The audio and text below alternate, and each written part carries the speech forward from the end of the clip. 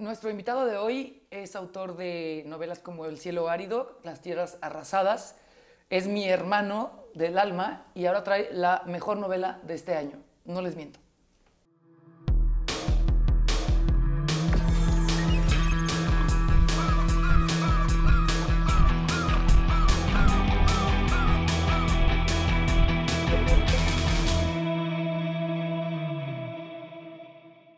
Está con nosotros Emiliano Monge por segunda vez en el programa, gracias. Por segunda vez. Y traes esta novela que se llama No contar todo, de la cual yo estoy muy orgullosa porque eres un escritor mexicano que hizo algo así, porque eres mi amigo y porque creo que lograste algo que pocas veces se puede ver de verdad en la literatura mexicana. Y sabes que estoy exagerando un poquito, pero el asunto es que somos amigos, ¿no? Salvo tu patriotismo, estás exagerando todo lo demás. Sí. Hay que hacerte quedar bien, ¿no? Un mexicano que logró algo, qué bárbaro, qué importante. Bueno, iba a decir algo muy mal. Esta es su novela, No contar todo. Esta es mi novela, es decir, este es mi No contar todo. Y... Mariana escribió un libro que se llama igual que el mío, al parecer. Pero mucho más malo. Sí, seguro. Mucho más malo. No, hombre, seguro. No, si se los enseño les voy a decir por qué. Porque yo esta novela la recibí hace, ¿qué será? ¿6, 7 meses? Yo diría que menos, porque fue este año y yo creo que fue cuando yo había hecho la última, como digamos, gran revisión. Debe haber sido como en abril, por ahí. ¿Eso cuántos son? ¿Como 6 meses? Sí. Sí. Fue lo que dije, ¿no? Más o menos. 6 meses. Sí, son 5. Sí. Okay. 5, 6, sí. Y además aquí mi Charlie, que es uno de nuestros productores, fue el que me imprimió esto en guiones de Excelsior Televisión. Y no pude parar. Te decía el otro día en radio que me hubiera gustado, de alguna manera, no conocerte. Bueno, eso me pasa... No, a menudo, me imagino, sí. Con todo el mundo, ¿no? Es una enfermedad, se llama Alzheimer. que Sí, tú verdad. la conoces muy bien. Muy bien, sí. No, eso implica nuestra amistad. No, espérate, porque... O sea, yo te conozco, entonces yo aquí oigo tu voz completamente y tu sentido del humor y del sarcasmo y tu nostalgia y tu melancolía y tus dolores, pero yo hubiera querido entrar a este libro sin conocerte de alguna manera para ver cuál era mi percepción de ti. Uh-huh. Bueno, desgraciadamente soy tu amiga. Sí. ¿Qué cuentas en No contar todo? La historia parte de la anécdota de tu abuelo que se hizo el muerto. Ajá. ¿Qué fue? Sí, bueno, primero me gustaría decir que, como dices, se ve mucho de mí, porque es una autobiografía, o sea, porque es una novela de no ficción. Yo, en general, creo que el autor se tiene que ver poco, salvo si es personaje, ¿no? Y en esta novela soy personaje de diferentes maneras. Uh-huh. Entonces, eso es como importante para ver qué tipo de libro es, ¿no? Las diferencias fundamentales que tiene con mis libros anteriores. Parte de esa anécdota, pero no solo de esa anécdota. Parte en realidad de 3 anécdotas que están vinculadas. Y quizá lo que me hizo escribir este libro fue ese vínculo entre las anécdotas. Mi abuelo se hizo el muerto, dinamitó en una cantera que era de su cuñado, una cantera de piedra en Sinaloa, cerca de Culiacán. Dinamitó una camioneta con un cuerpo dentro, al cual además le puso la que era su pistola, en una época en la que en Sinaloa se andaba armado. Bueno, en Sinaloa se andaba armado, él andaba armado. Todo el mundo reconocía cuál era su pistola y se la puso al cadáver para que en la explosión quedara un fierro doblado y pensaran que sí era él, ¿no? Entonces, se hizo el muerto, desapareció, estuvo desaparecido varios años hasta que reapareció. Eso ya es la historia de mi abuelo, ¿no? Que se cuenta más en el libro, por supuesto. Mi padre también abandonó a la familia a su manera, como en una especie de cámara lenta, yéndose. Mi padre es escultor, viajaba a hacer esculturas a otros países porque hace obra monumental. Pero empezó a pasar un mes, después se quedaba 2, después 5, hasta que ya no volvió. Y yo mismo, en un momento particular, me abandoné una relación, una casa, un país, de manera muy distinta, por supuesto. Pero esta suerte como de necesidad de la fuga, en una historia de masculinidad y de machismos, como la de cualquier familia mexicana, ¿no? Una historia de padres e hijos, lo que me interesaba era ese hilo, ¿no? Entonces el pretexto en realidad es lo que une esas tres fugas, ¿no? Tú me has dicho que este libro lo querías escribir desde hace mucho tiempo. Sí. ¿En qué momento te decidiste y dijiste, este es el momento? ¿Y cuál fue el proceso? Porque tú conocías la historia, pero hiciste una investigación a fondo, hablando con muchos de los familiares. ¿Cómo fue? Híjole, mira, la verdad es que, bueno, como te he contado, es una novela que yo, o sea, a mí me cuesta mucho trabajo ubicar el momento. Siempre te preguntan, ¿no? Como escritor, ¿desde cuándo quieres ser escritor? ¿O cuándo pensaste que ibas a ser escritor? Y la gente está como a la expectativa de que le den la respuesta esta romántica de, ay, desde niño le escribía poemas a mi mamá, ¿no? O hubo un día que Sí, se me iluminó el mundo. que no sucede nunca, ¿no? Es decir, es muy difícil para un escritor ubicar cuándo. Lo que sí puedo decir es que en mí, por mi infancia, que implicó, yo nací con ciertas enfermedades que me tuvieron mucho tiempo en hospitales, pasaba meses al año en hospitales, y la manera en la que me relacionaba con la realidad, a diferencia de los demás niños que era jugando, era que me contaban los juegos. Y yo contaba cosas, ¿no? Quería formar parte de esas historias, me metía en esas historias y contaba mis historias en paralelo. Entonces, la necesidad de contar historias estuvo siempre, yo creo. O sea, la recuerdo desde siempre. Pero en este caso Sí, claro. en especial... Es que ahí iba si no me hubieras interrumpido. Pero está bien, si quieres. Tú cuéntanos, sí, ¿no? Cuéntalo yo, perdón. No, está bien. Adelante, perdón. Este es No, tu programa. tienes razón que me estaba yendo lento y por otro lado. El asunto es que siempre estuvo la necesidad de escribir y de contar historias. Y cuando decidí sentarme a escribir, la historia que yo quería contar era la de mi abuelo. Pero no era un libro. Yo no sabía escribir, estaba empezando a escribir libros, digamos, ¿no? Y me costó entender que no era un libro escribir la historia de mi abuelo. El libro tenía que ser mucho más para que tuviera sentido. Entonces me puse a escribí mi primer libro de cuentos y después sucesivamente entre libro y libro, entre todos los libros que he escrito, siempre la gran duda que había en mí era si escribía este libro o si empezaba ese otro libro, ¿no? En algún momento dejó de ser la historia de mi abuelo, la idea que tenía, y fue la historia de mi abuelo y la de mi padre. Sí. Y seguía siendo un libro incompleto. Y hasta hace poco entendí que el sentido que podía tener era que fuera mi abuelo, mi padre y yo. Y creo que entonces lo que necesitaba hace 15 años, o 18 años que empecé a pensarlo, era más bien haberme alejado del Emiliano de la época en la que hablo, ¿no? Haberlo entendido, haberlo visto desde lejos, ¿no? Ya no ser ese niño ni ese joven. Claramente. Y con esa distancia poderle dar, o sea, como poder completar el libro, ¿no? Y entonces fue cuando ya me puse a escribir este libro. Y además fuiste con tu papá, hablaste con tu papá y eso también, o sea, Claro, nivel... primero hablé con, antes de hablar con mi papá, porque yo conocía la historia, es mi historia al final, ¿no? La de mi vida, la de la vida de mi padre, la de la vida de mi abuelo. Yo la vida de mi abuelo la sabía por él, en buena medida, porque mi padre no tenía una relación con mi abuelo, ¿no?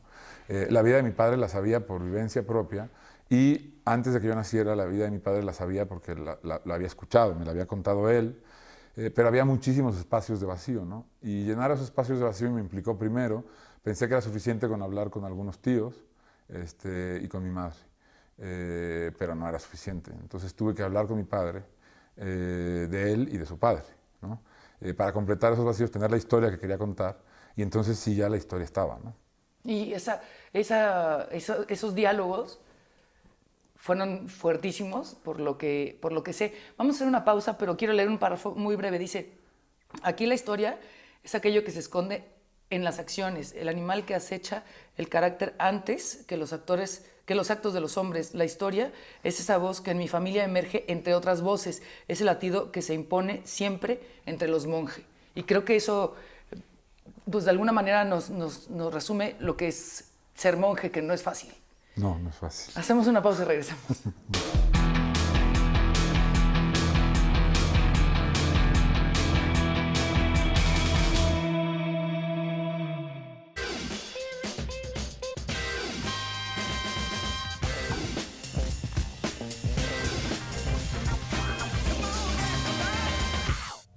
Estamos platicando con Emiliano Monge, No contar todo, en literatura Random House, y hay algo bien importante de este libro, que es tú teniendo una gran historia real, pudiste haber contado, y hubiera sido un muy buen libro, pero lo que hiciste fue como que escudriñar el lenguaje y como hacerte de diferentes voces para poder contar eso.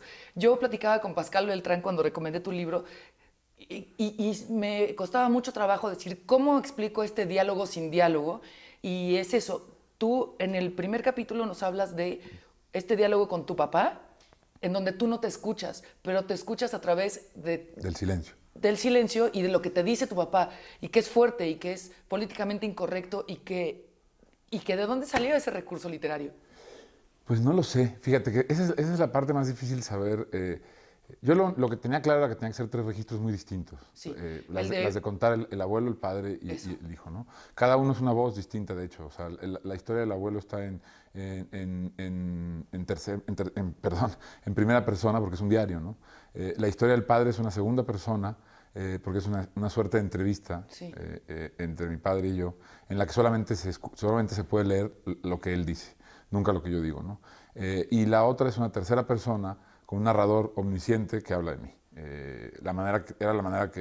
La única manera que tenía de poner distancia conmigo entre yo y el personaje, más que con el tiempo, con la infancia o con la juventud, entre el Emiliano, que es el escritor, y el que tenía que ser personaje en el libro. No quería narrarlo directamente ni hablar en primera persona. Entonces el narrador me permitía poner distancia. Pero volviendo a lo que dices, a la parte del padre, te cuento esto de las diferencias entre las 3, porque fue muy difícil encontrar los 3 registros y fue muy diferente también el proceso para encontrar cada uno. O sea, es decir, el más complicado sin duda fue el mío, el hablar de la historia de Emiliano, fue el que más trabajo me costó y el que más tiempo me tomó encontrar el tono, ¿no? Y la forma. Después el abuelo, el diario, me costó también trabajo. Pero la historia del padre, curiosamente, yo me senté a escribir esa parte del libro y desde la primera línea el tono estaba y la idea de que solamente se escuchaba a él, todo. Es decir, podría decir que de todo lo que he escrito en mi vida fue en donde más rápido encontré el tono, ¿no? Y pensando en por qué, lo he estado pensando ahora que un escritor cuando escribe un libro hay cosas en las que no piensa, que son todas estas de la arquitectura y de la estructura del lenguaje y los porqués. Y cuando después empiezan las entrevistas o las pláticas con lectores, uno se da cuenta de por qué hizo las cosas o trata de explicárselas, ¿no? Y ayer pensaba que esto y es fuerte la explicación, o sea, me llevo 24 horas, medio dormí mal incluso, porque mi padre en mi vida fue mucho más una voz que una presencia. Ahí está. Y aquí es una voz, ¿no? Eso está muy cabrón. Y creo que por eso fue tan rápido que llegué a esa forma, ¿no?, de contar. Y luego la de yo no verme tiene que ver con una frase de Beckett que dijo en unas últimas entrevistas, que decía: Beckett para mí es un escritor fundamental, sobre todo en la idea de pensar la escritura, ¿no? Y de los límites del lenguaje. Y Beckett decía que él había dedicado su vida a buscar la voz de su silencio. Y eso fue lo que yo hice ahí, ¿no? Quería ser mi silencio. Y que a través del silencio me viera, porque además lo curioso es que obviamente esa entrevista, el tiempo en el que está hecha, yo soy mucho más grande que el Emiliano que se cuenta en la novela. Entonces se ve otro Emiliano a través de ese vacío, ¿no? Cuando finalmente tú, y lo dijiste en el programa que tuvimos hace ya un par de años, año y medio, dijiste, mi familia entera me va a dejar de hablar. Entera. Porque no perdonas, incluso a ti. Pero es una virtud que me dejen de hablar. No, de verdad, ¿eh? Güey, por favor, yo quiero escribir un libro una así, ventaja. que me dejen en paz. Pero justo Pero ahí. a ti, ¿a poco no te dejan en paz? Yo pensé que eran muy solidarios en tu familia. Saludos. Sí, es que todavía... Siempre, ¿no? Oye, espérate. Pero mi pregunta era, si yo escribiera un libro, yo, Mariana, un libro así... Ya escribiste un libro. Bueno, un libro así, quiero decir, acerca de mi familia, acerca de mi mamá, que sería como la relación padre-hijo, mamá-hija. Yo estoy segura que mi mamá diría, ay, qué exagerado, yo nunca dije esto. Tu mamá no leería tu libro. Seamos honestos, o sea, ¿para qué nos engañamos, no? Ok, claramente. No, es que ¿para qué nos engañamos? Pues, o sea, a lo mejor ve tu programa, puede ser, pero no leería tu libro. Saludos a Milagritos. Diría que no se reconocen esas páginas. O sea, si yo tuviera esta memoria prodigiosa como la tuya, me diría, ay, yo nunca fue así, yo nunca dije eso. ahora que ya está afuera, ahora que ya hablaste con tu papá, ¿se reconoce? Fíjate que es muy curioso porque una de las cosas que pensaba era que justo me iban a decir, esto no fue así. Yo, o sea, yo estaba casi seguro que era normal, porque, claro, esta historia es lo que sucedió, pero está colada por mí. Es decir, ya solamente el hecho de una historia contarla implica una metamorfosis de ciertas partes de las historias, involuntarias, pero son. Y yo pensaba que iban a decir esto, y curiosamente es lo único que nadie me ha dicho. Incluso te diría más, mi madre, que había decidido que no la iba a leer, que no le interesaba. Dijo que no. Había dicho que no lo quería leer, que ella para qué iba a hacer eso, si no, y ha leído todos mis libros, pero me dijo, este no creo que vaya a poder. Mi madre es psicoanalista, yo dije, bueno, pues si no lo quiere leer, que no lo lea, perfecto, pues es su decisión, ¿no? Y sin embargo me habló por teléfono antier, en la noche, y me dijo que ya lo había comprado y que se lo había leído en 2 días. Y me dijo, lo primero que me dijo, que me gustó mucho, la verdad, lo primero que me dijo fue, hijo de la chingada, te guardaste toda la verdad para un pinche librito, ¿verdad? O sea, ahora sí no hay mentiras, me dice. Que me dio mucha risa porque en el libro hay toda una historia, o sea, las mentiras y la falta de verdad o la modificación de la realidad es fundamental en la historia del libro, ¿no? Y en mi vida. Entonces me dio mucha risa que me dijera esto, porque fue su manera de decirme, chinga tu madre, ¿no? Oigan, si me censuran esto, los mato a todos, ¿eh? Oye, pues sí, lo entendió y me da mi mucho padre, gusto. que era la persona que más miedo me daba, Sí. la verdad es que tuvo una reacción también muy valiente, digamos, ¿no? O sea, es decir, mi padre es escultor, lo primero que me dijo, o sea, porque le dolió mucho este libro, lloró mucho con el libro, pero fue muy honesto, me dijo que le gustaba muchísimo cómo escribía, y me dijo que él... También es mentiroso como tú. Sí, exactamente, es de familia.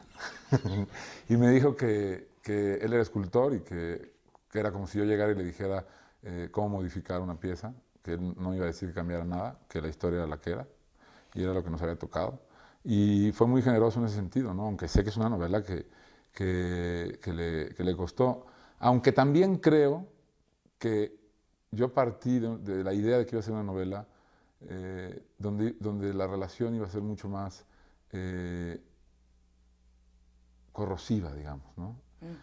Y al final es una novela en donde él no queda mal y nuestra relación queda bien también, a pesar de todo, porque se presenta como muy completa, con todos sus enormísimos problemas, ¿no? Y con todo lo que la novela cuenta.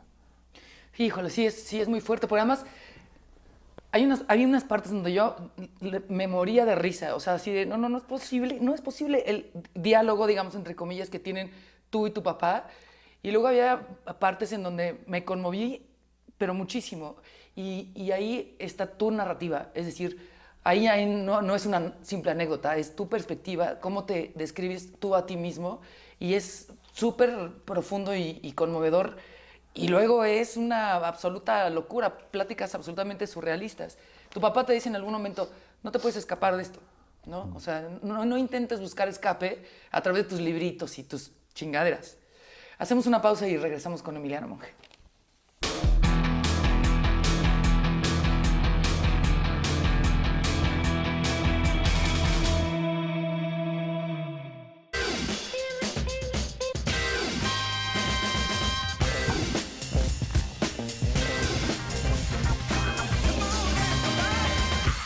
Estamos por concluir esta plática con Emiliano Monge. ¿Ya? ¿No contar todo? Sí, ya te estás aliviado. No, pensé que antes tu programa duraba 1 hora, ¿nunca fue así? Cuando hay un invitado que tiene como fluidez, inteligencia, lo hacemos de 1 hora, pero te vamos a dejar descansar. O la falta de anunciantes, ya nos recortaron el programa. Puede ser, ¿no? A ver, Va a acabar en cápsula. un promo de 30. Y voy a hablar yo. Claramente no se va a poder sacar sí, nada de lo que dijiste tú. No. Bueno, me dijo Emiliano que esto estaba muy sucio y muy marrano, pero yo quiero mucho esta copia. La verdad es que yo la quiero mucho y la atesoro mucho. Lo decía mucho. de broma y yo te agradezco mucho la lectura que hiciste del libro y todo lo que me dijiste. Aunque dices que no lo entendí del todo. No, que no le entendiste a todo. Le entendiste a casi todo. Hay una parte que en la relación con los papás ¿no? En general, yo creo que todo el mundo tiene algo así, que es que tu papá de alguna manera te confronta y dice, viniste a pedir una explicación, pero también una disculpa. ¿Lograste algo así? O sea, digamos a nivel personal, no como escritor. Es que no la logré, pero no la estaba buscando. No lo estabas buscando. Eso es algo que dijo él. Y que entiendo que lo pensara y que lo dijera. Pero no. La verdad es que no estaba buscando porque yo no tengo nada de qué disculparlo. Es decir, y se lo he dicho muchas veces a él, y la novela trata de explicarlo también. Es decir, yo tuve una madre que fue madre y padre. Y la relación con él es distinta. Y no es la relación tanto de un padre con un hijo en la cotidianidad. En la vida sí, pero en la cotidianidad no. Entonces yo no estaba buscando una disculpa, ¿no? Ni creo que en un libro tengas que buscar una disculpa, ¿no? ¿Sigue siendo muy mentiroso? Es que sí, pero no me interesa, pero no, es que de verdad lo que no me preocupa es la obsesión que hay por la verdad en nuestra era, ¿no? Es decir, me parece que el mundo, para ser explicado, requiere ser explicado también con mentiras, ¿no? Y entonces sí sigo siendo mentirosas, como tú sabes, además. Bueno, pero sí somos amigos. Sí, eso sí, ¿Sí? eso sí, por supuesto. No los mejores amigos, pero somos amigos. Y por eso digo que yo también digo unas cuantas mentiras. Sí, el mejor libro del año. El mejor libro del año. El mejor libro del año, Memorial Device, no lo olviden. No, güey, ya, felicidades. Es un súper libro. Te odio porque sabes que te adoro. Muchas gracias. De veras, no se la pierdan, no contar todo. Emiliano Monge tiene grandes presentadores en este país, a nivel internacional. Gracias. Muchas gracias. Te quiero. A ti, yo también. Muchas gracias. Par de mentirosos. Adiós, hasta la próxima. Oye, sí se recortó el programita, ¿no?